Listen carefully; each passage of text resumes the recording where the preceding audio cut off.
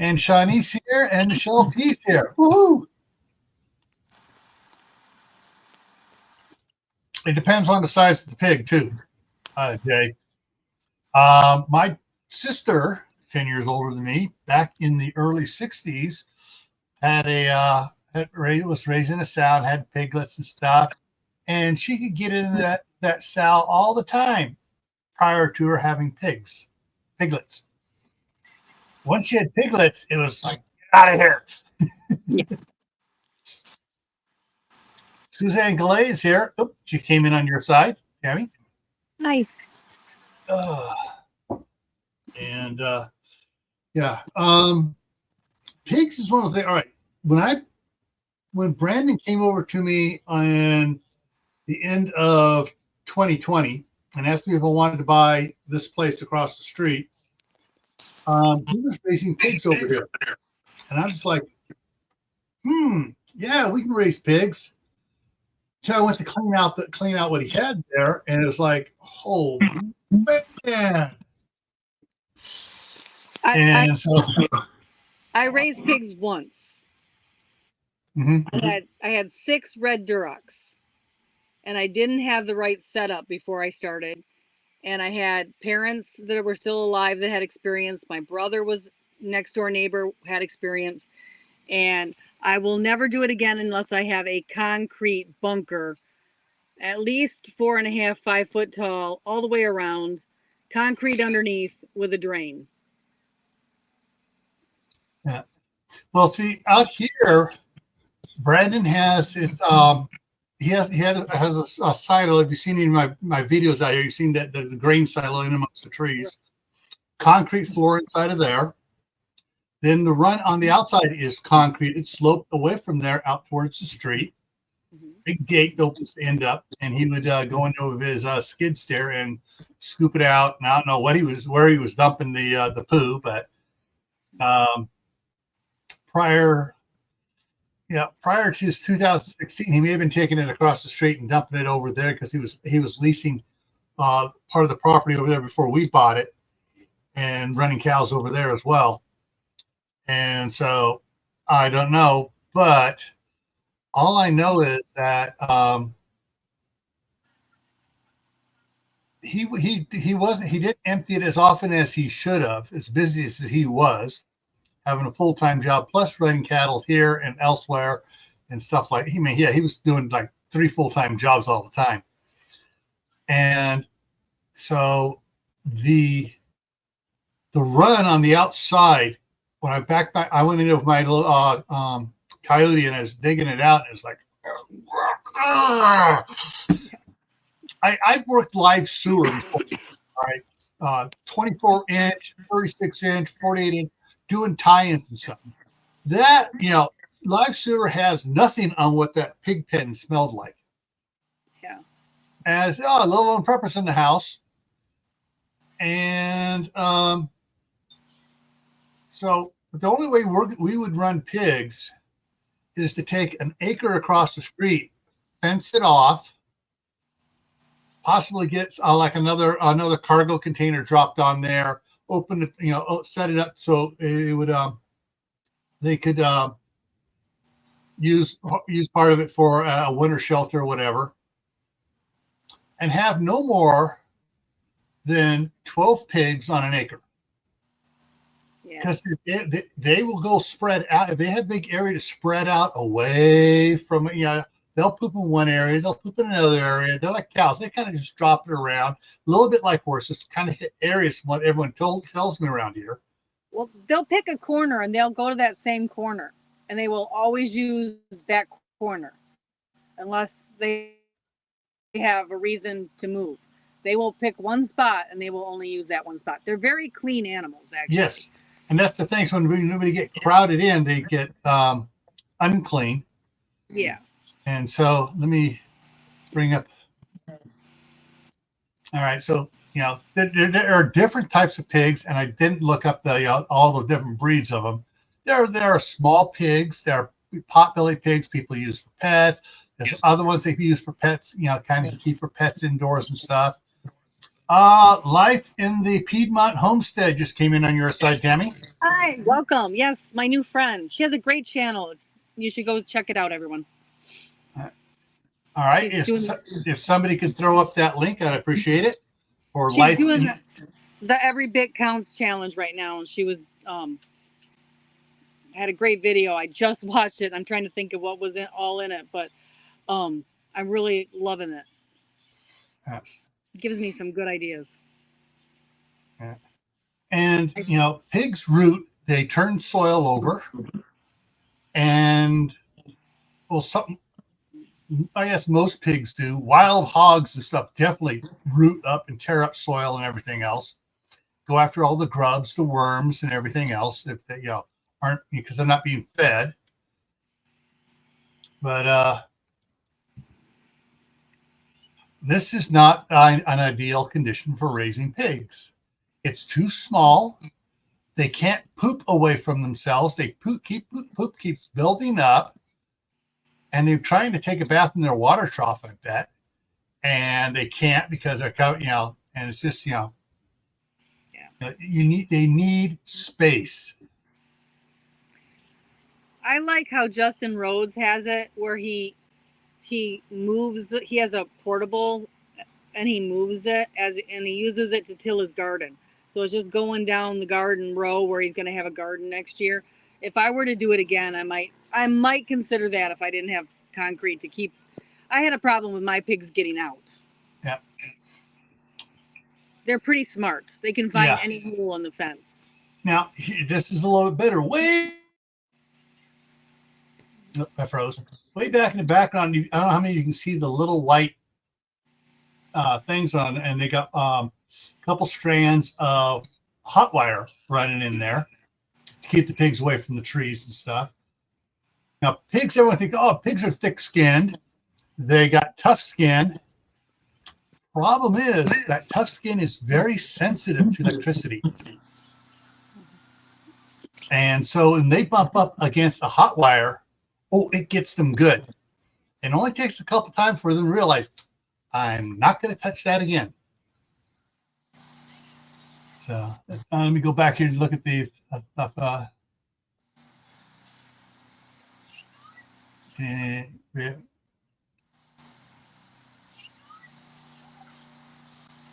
I'm just reading that side chat, keeping up on the side chat here.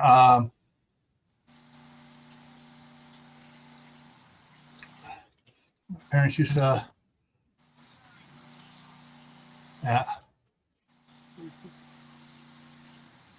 especially if their snout hits that hot wire. Yeah, you'll hear that squealing for a quarter mile away.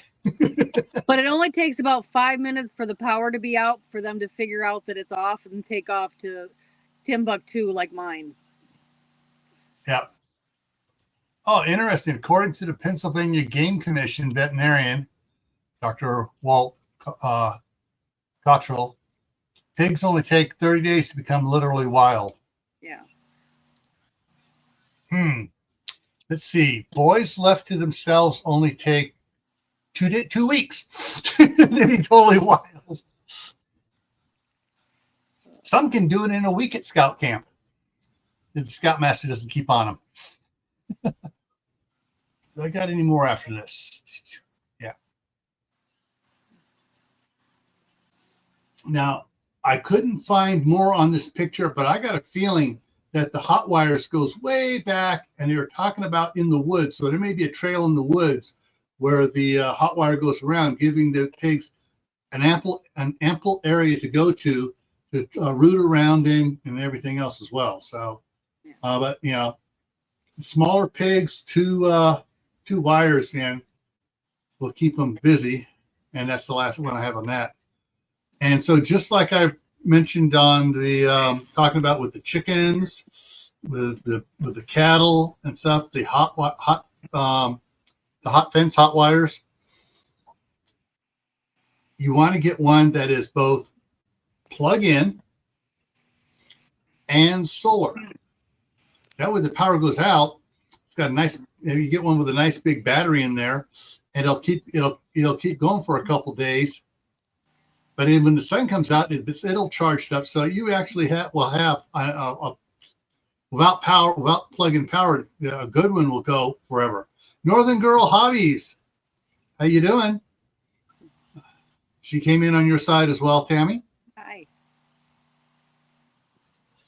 So pigs for us, I mean, we've looked at it and we keep going, yes, no, yes, no. The wife and I, it's just, it's kind of like, it's one of those things. Shenanigans is here. And it's just kind of one of those things.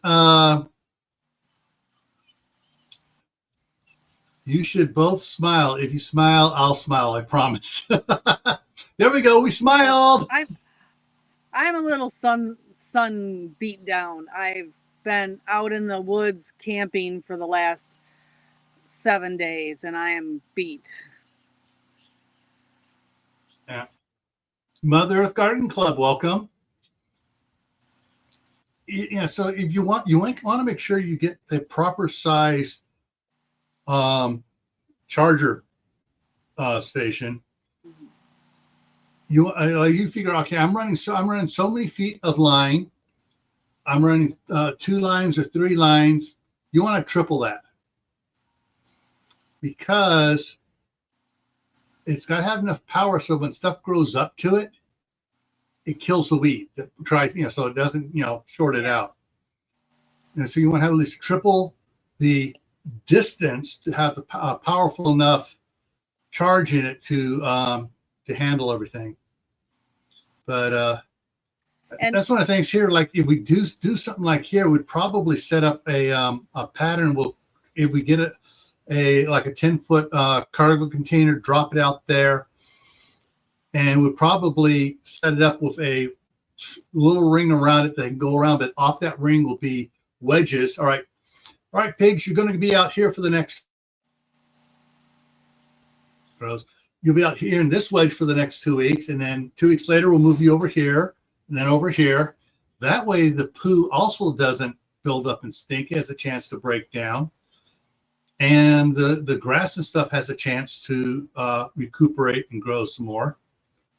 They have pigs that don't dig up as much. They're called pasture pigs. I can't remember. It's a certain state in their name, and I can't remember. I don't know if it's Indiana or Idaho. I know it's an I. I think it's Idaho pasture pigs where they just graze on grass like cows. Yeah. Supposedly. I've never raised them. But all right. I got Idaho Path, and it popped up. Idaho pasture pigs. Yep.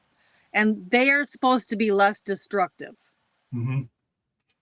Okay. It says the Idaho pasture pig is a medium-sized breed of pig that began being developed in 2006 with an ongoing selection to breed to the stated ideal standards. And go ahead and open up that thing up here. And this is the link to the article I'm reading from. There you go. And it has a registry. Mm-hmm. So as it goes in and talks about it, the pigs are not, that one's getting pretty hefty size, but they're still smaller than other pigs. I mean, you get some of them. I've seen pigs that are twice the size as the ones they're showing here. Oh yeah. So maturing at 250 to 350 pounds. I know some guys heavier than that. So yeah. Boris mature 350 to 450. Okay, yeah, it's getting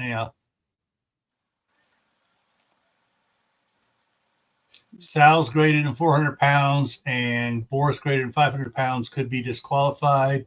So this is part of all the breeding program requirements and stuff for it. So yeah, they're supposed to be a little bit smaller, a little bit more easy to handle, and they're supposed to be more of a grazer than a rooter as far as tearing up the land.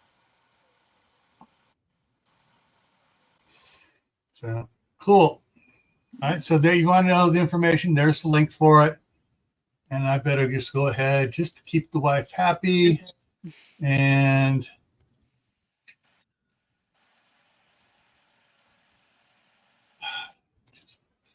yeah, okay, Camppatton found a compound, save. Boom, there we go.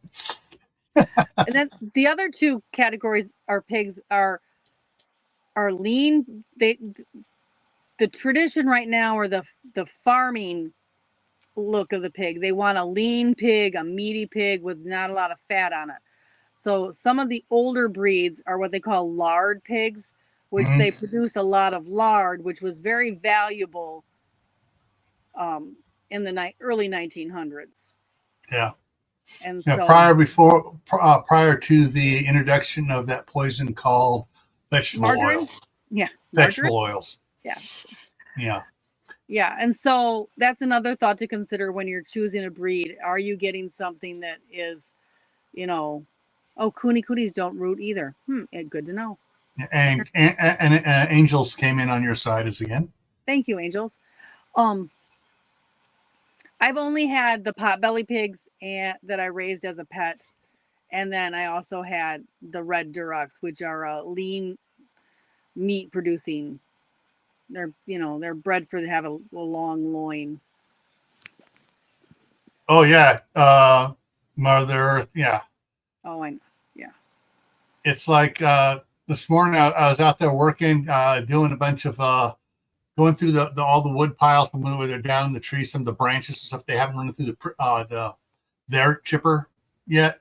I was running through my chipper because my chipper will give real fine pieces of wood chips, almost like I cut it up with a chainsaw. And for my walkway out here, and then two of the guys from the tree company showed up, and so I set the cameras up and stuff. And after a while, it's just I can't be out there. I couldn't be out. Today was just an extraordinarily hot. And the two guys at a little bit afternoon, they go, all right, we're calling it a day. Usually they go to like 3 o'clock or so, or 3 o'clock, 3:30. You go, oh no, we're cutting it. It's too hot out here. But they got a lot of stuff done. But it's so hot to do it. And that's one of the things that makes me worry about pigs. Cattle, I know, especially you get the right breed of cattle, who cares about heat? You get like the Texas Longhorn, which is, if it ain't 120, I'm cold. And it makes you wonder, because I have heard from on several of the channels watching, they were worried about their pigs getting too hot and needing to cool off the pigs. Yeah, sometimes you have to like hose them down. It gets that hot, or at least give them a nice wallow. Hi, Myra. Okay. Yeah. And that's where a nice sloped concrete pad would come in handy. You just put some some regular your shrub pop-up sprinklers, just do like a little circle, put a couple of those up above it, near the top of it, and let it turn on for a little bit. And the pigs will all come running up there and get washed off, and they'll all wash away. They'll get nice and cool. The concrete will cool down. No. Yeah. And pigs are great if you have a lot of food scraps.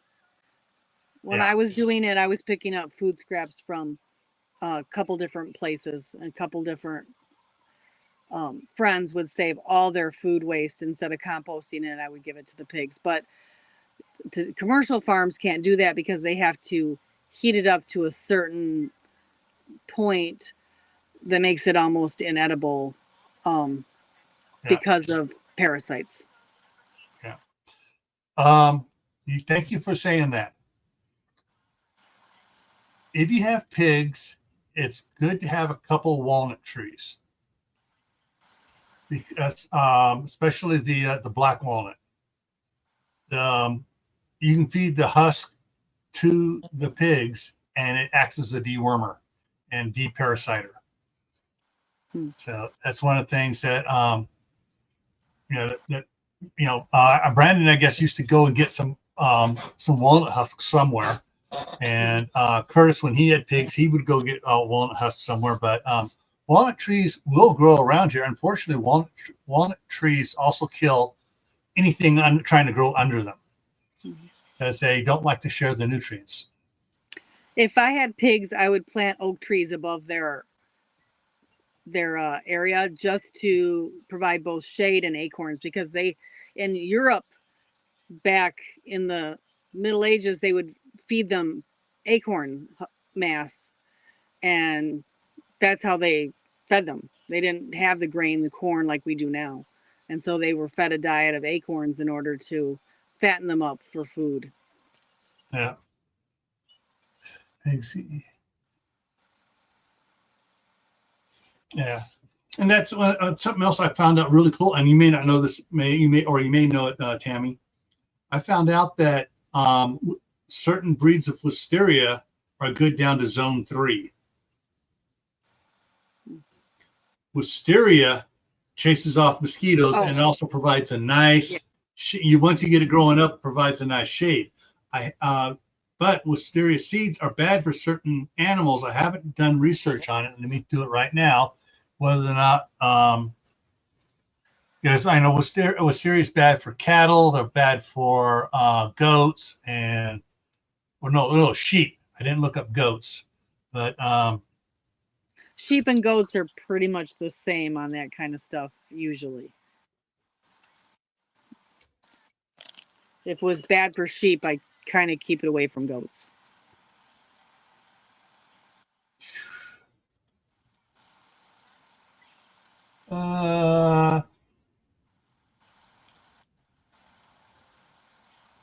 Wisteria can be poisonous to goats. Pigs.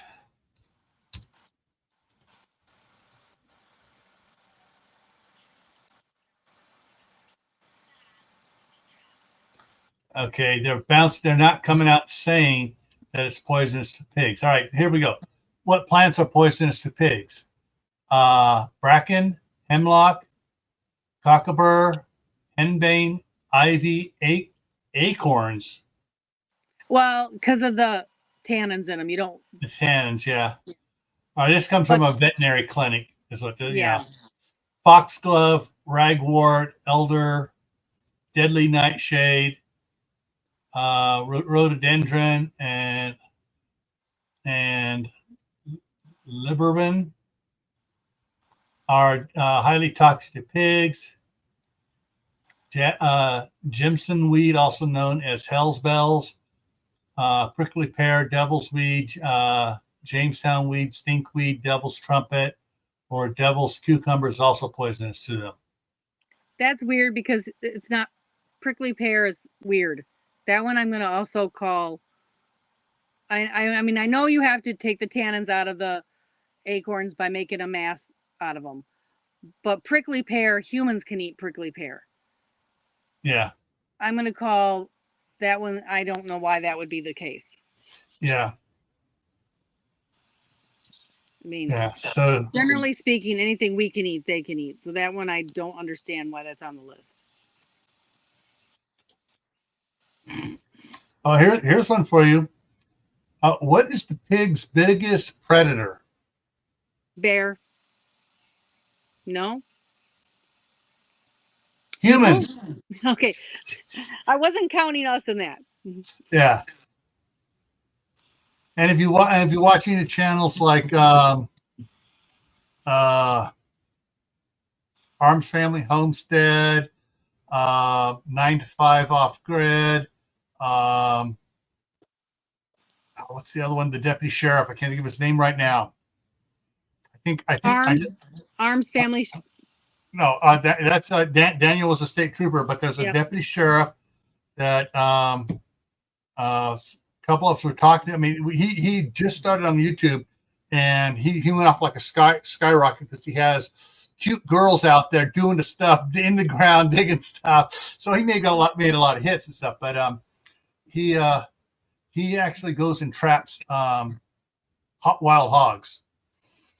As well. Yeah, we have a problem with here in a part of Michigan because somebody brought them in to wild boar, brought them in to have a specialty market on them, and some kids decided that it would be funny to let the whole pen of them loose, and the guy has not gotten them back. And so it is open season on wild boar in Michigan, which is not fun when you're out in the woods hunting to come across something you're not expecting that is that dangerous. Yeah. Which comes to mind, the smaller breeds are probably better ones to have. Let me look that up real quick. Smaller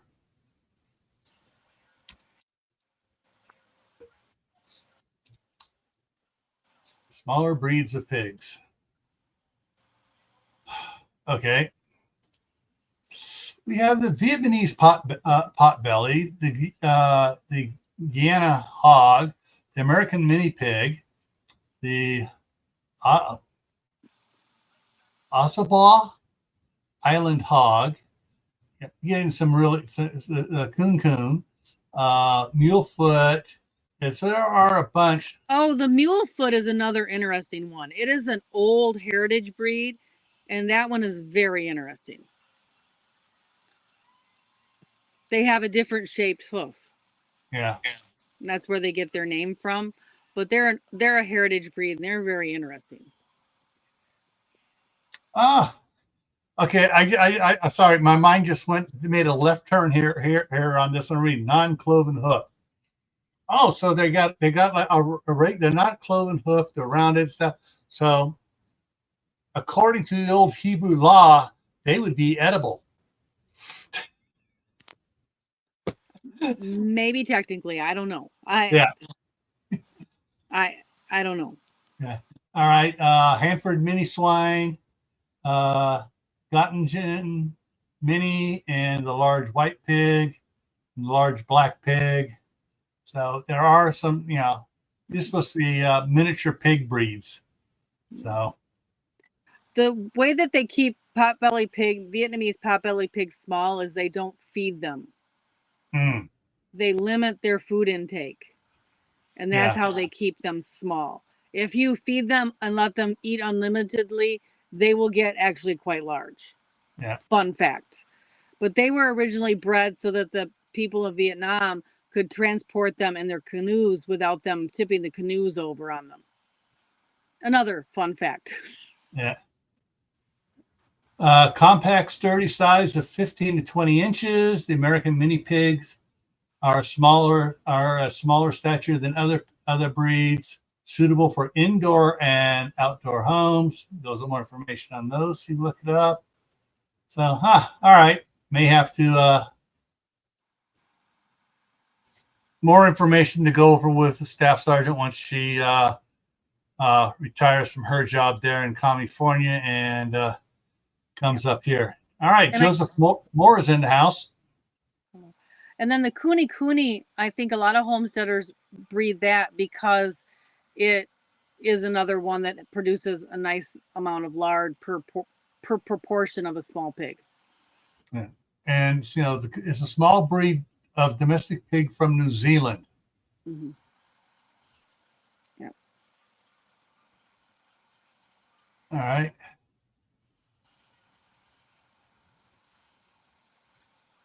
Interesting. Anyway, so if you're thinking about pigs, this is something for it. But to me, I think that prepper groups, because it's going to be easier for a prepper group to do it.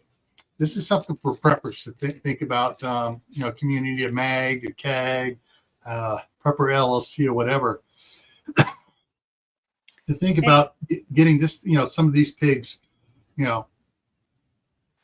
especially the smaller breeds that are easier to handle.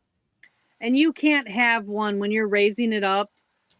You can't have just one.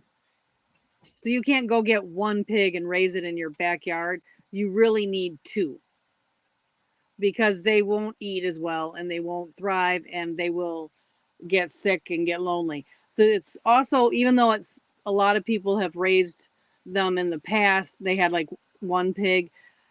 When they're tiny, you want to raise two together, at least minimum. And that's something a lot of people don't realize. Yeah, lard. That's one of the things thinking about for pigs. If you're thinking about it for a prepper emergency situation, you want one that produces more lard. Yes. Yeah. making soap, making all the other uses for lard, you know, seasoning your cast iron, um, making soap from lard. Having some good fat in your body so you can survive a hardy winter in northern countries is very important.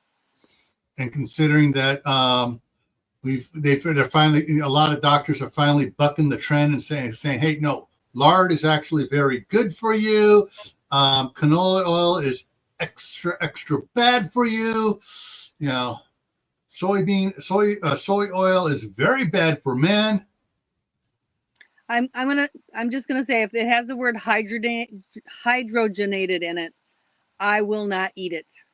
Mm-hmm. That's my own personal. I won't eat it because of health. Yeah, and you ever see a video on how they process these seed oils, whether it's rapeseed oil, all the different oil seeds and stuff they use, and the corn oils and stuff like that. It is absolutely disgusting what it looks like.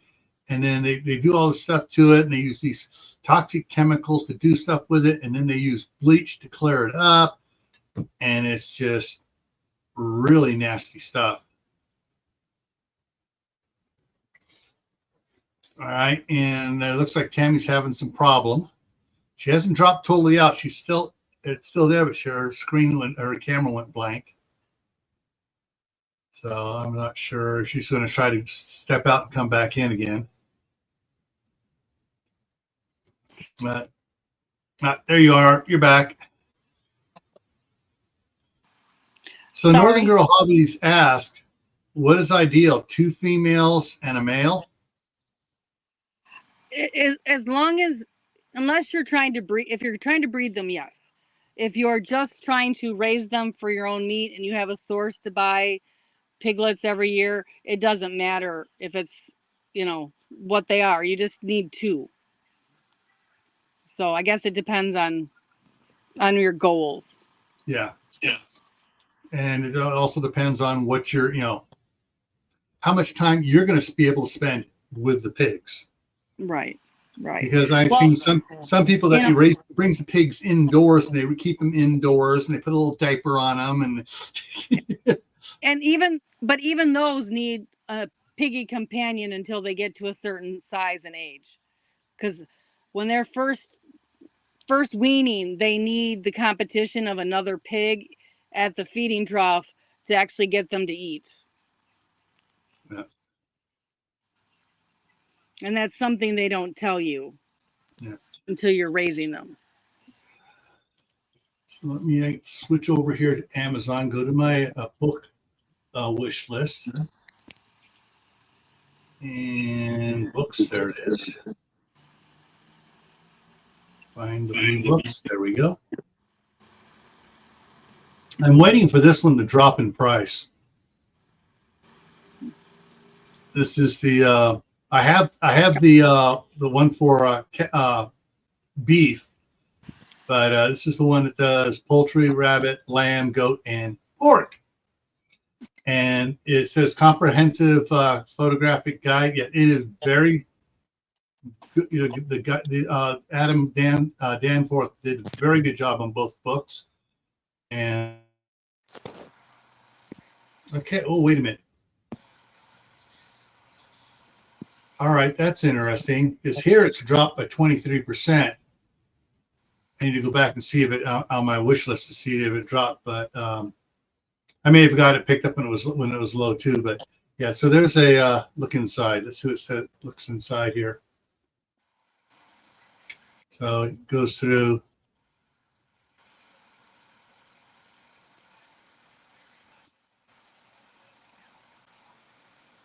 Goes through chicken, sheep, pig slaughtering, chapter 12. And 13 is processing the pork. Chapter 14 is packaging and freezing. So covers tools and very, I said, very good information on it here. And so go by quickly so the AI doesn't freak out. So anyway, so backwards on that. Another thing to consider with pork is you need to make sure that you cook it properly. Mm-hmm. You know, pork does carry trichinosis and other parasites, and so it's something that really needs to be cooked thoroughly before you eat it. Yeah, there's no such thing as I want a rare pork steak. No, that's a very bad idea. Yeah, and that's one of the things where you are having the black walnut to help get rid of the parasites and stuff out of their systems as well. Yeah. I've recently eliminated pork from my diet. We'll see how long it lasts. I'm trying. We'll see. So, I know. I can't. It's like, no, I need bacon. I need bacon. Oh, you have no idea how much more I need bacon than coffee. And yet, here I am. We'll see. I'm really working on it. I'm going to try. Yeah.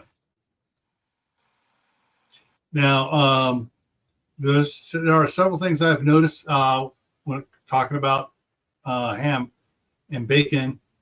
You got your cured hams and your cured bacon and stuff. Then you can also buy uncured, which means no nitrates or nitrites in it. And but then if you go to some place that has Amish around or Mennonites, they cure it a different way. They cure it the old school way without the chemicals. Yeah. Or at least without those chemicals. Yeah. And then there's smoking and salting and other things they use to help do it, which you wind up with a lot of salt and if you're doing the salting method, but I guess the salt kills most of the parasites as well. Yeah. It's not a quick kill and eat. It's kill, store, salt, and let it a couple months later, then you get into it. Yeah. It's not, those are not easy things. That's a skill you need to be working. Yeah. I know, Caitlin, I don't like beef bacon. It's just a step above turkey bacon, which I'd rather eat the cardboard box that turkey bacon comes in than eat turkey bacon. So I may be done with bacon. We'll see. I'm a couple months into this New Year's resolution. Pumpkins and squash. Yes. Feeding the pumpkins to the pigs is something else to do too, which is another reason to grow a bunch of pumpkins. Yes. So yeah, unlike chickens, unlike sheep, unlike cattle or turkeys, pigs take a lot more work to deal with and all the stuff I've read on. I did it once. And I was like, never again. And then I had a potbelly pig given to me, and I had that as a pet for a very short time.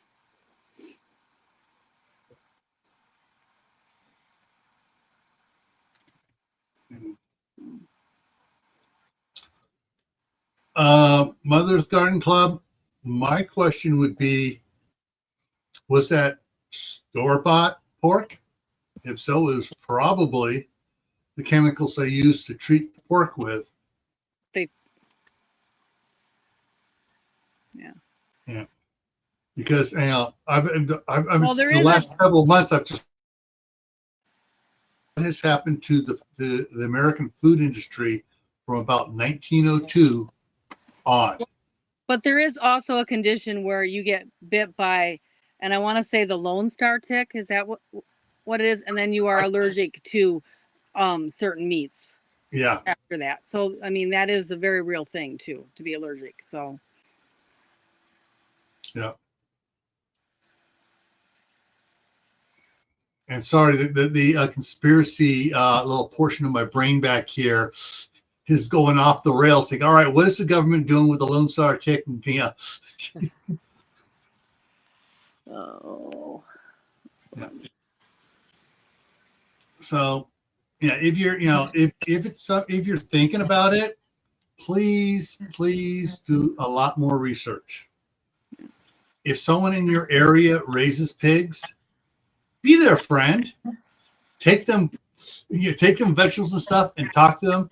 Maybe it's better to have them raise the pigs, and you help grow food for the pigs.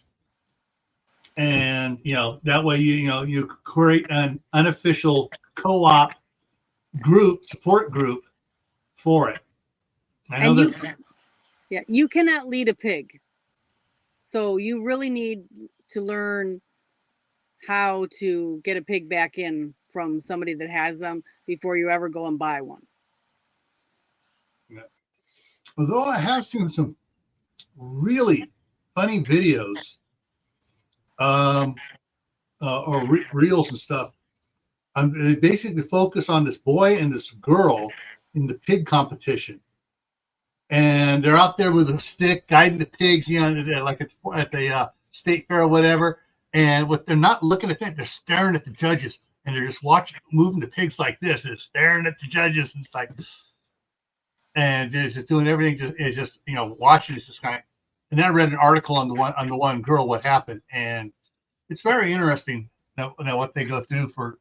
Yeah. The thing is, it's not all pigs are not like that. They pick one and they train that one. And hours upon hours every day for months. Mm-hmm. It's not. Yeah.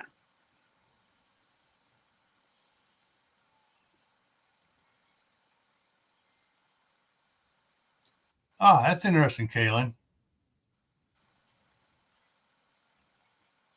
Yeah. I have not heard of that. Interesting.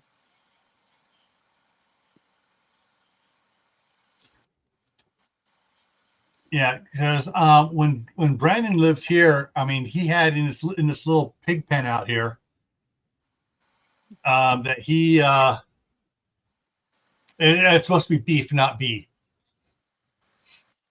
She corrected it down below here. He would raise like 12 to 15 pigs here, and generally halfway through the raising process, he had them all sold. People here in town, or just outside of town, over in Perth as well. But he had them basically sold beforehand, and he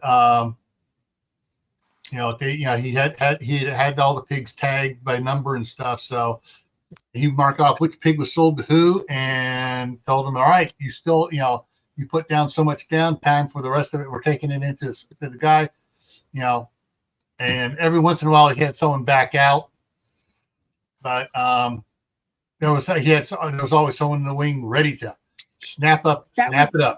That was me. I had a friend who had a pig farm, and people would always back out, and she'd call me up. She goes, "Can you just pay X amount? That's all that's still owed on this pig, and we'll call it good." And I got several pigs every year because people would pay a non-refundable down payment and then back out and not do the rest.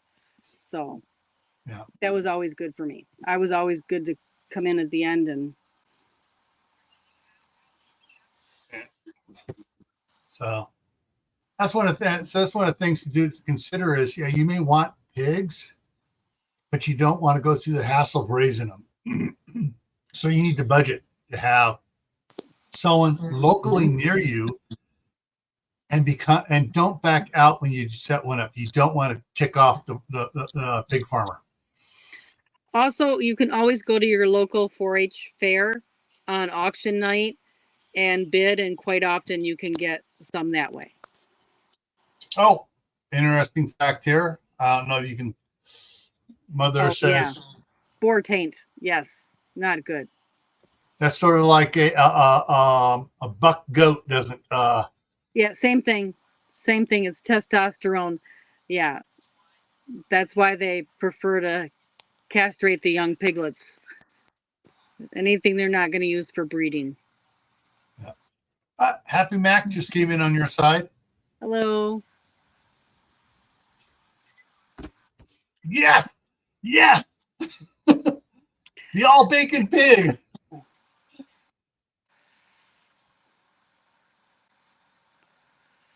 And Kaylin says after the Iowa State Fair, all animals shown are put up for auction. Yeah. Yeah. Okay. All right, the East Idaho State Fair, which is held in our county seat of Blackfoot, which is about 12 miles down the road here, is around Labor Day. Yeah.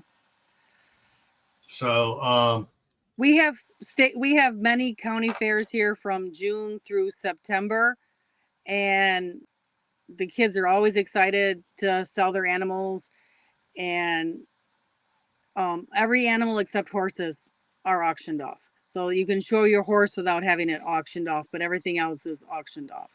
And so you can get quite a few.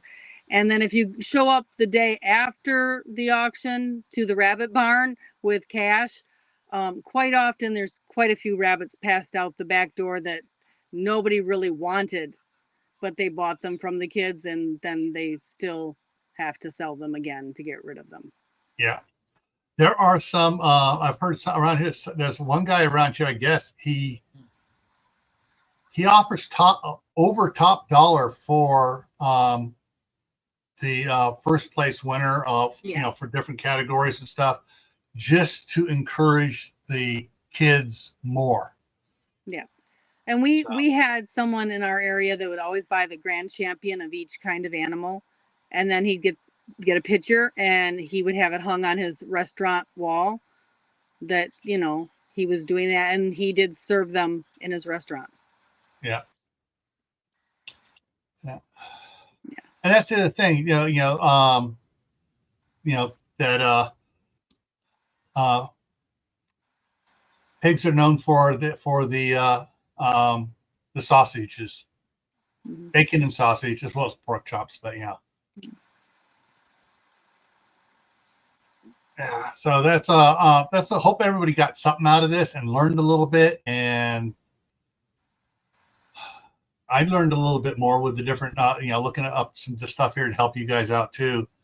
There's you can always learn more about whatever animal you want to raise, and you may come to the conclusion it's not for you to raise it, it's you to pay someone else to raise it and develop a strong friendship, working relationship, whatever, with that farmer, so that you're one of their prime customers every year. And the thing is, though, too, is like if I know my daughter bought a steer from a friend of ours here in town, April. They raise cattle, and they were going to go half with someone from her husband's work, and they backed out, and they just went ahead and bought the whole steer themselves, and borrowed one of my chest freezers and bought another chest freezer themselves. And so they wind up to do it, and they're still, I think they got the 5 cubic foot chest freezer still with a bunch of beef in it from a couple of years ago. Yeah, and that's still good. Yeah. So, and that's the thing is, so if you are buying it from someone, you can turn around and sell off part of what you buy to others to help ease the burden on yourself as well, as far as storage too. So, oh yes, I forgot about the truffles. I forgot about the pigs. Oh yes. Truffles. So if you're into truffles,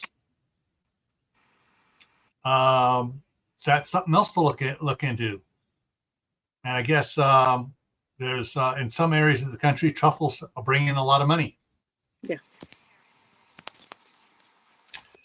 All right, let me get over here to the other side here and bring up my list here. I'm just so beat here on it. All right. So wrong list. There we go. All right. So coming up on Monday on Camppatton Family Compound, the topic's going to be low sugar canning. Yep. So that's something back on sugar and stuff, because she's still hasn't gotten rid of the indoctrination from the what do I want to call it, the PR department of the corn industry. So, but she understands that, like, was it Brigham Young said, sugar is a necessary evil. And now I understand what he meant. Sugar for preserving foods, namely fruits and stuff. So that's we're going to be talking low sugar canning on Monday. Here on Gray Man Prepping on Tuesday, we're going to be talking about processing skills. How to do that. The book I just showed, we're going to be talking about that stuff. And it's not just for that, for what we've talked about here, but like someone mentioned, venison, elk, buffalo, whatever you go hunting for. Talk about that on Tuesday on Gray Man Prepping. Thursday, of course, is the Midnight Ride with Gray Man Prepping. Friday on Camppatton Family Compound is we're going to talk about homemade leaven flatbread. Ooh. And we're going to start with that. We're going to start with that. And we'll probably move on to other types of breads, of course. And I'm going to tease CR and send him the link. I make a really good naan. In fact, I was told by a friend that it tastes as good as his mother's. And since he came from India and went back to India, I take that as a very big compliment. Yes. All right. So that's so Friday is going to be the homemade leavened flatbread. Next Saturday here for Survival Saturday is we're switching up again. This is a requested topic from a couple of subscribers. It's down the rabbit hole. Spy software programs. So I'm going to talk about another side of prepping and being prepared with that stuff there. So that's what's coming up in the next week. And let's see. Large sows can have very large litters, 10 or more. Yep. And with that, I want to thank everyone in the side chat for all their great contributions to the chat. Thank you, Tammy, for coming up here. I guess Mark is dying out there in the heat because he didn't try coming on. He's trying to get stuff done out of his cabin again. So hopefully, everyone, we'll see you Monday on Camppatton Family Compound for the low sugar canning. And until then, stay happy, stay safe, enlarge your garden. Hey, you can still, right now, you can still plant food, especially for a fall garden. So, all right, everyone, take care, and we'll see you around. Bye.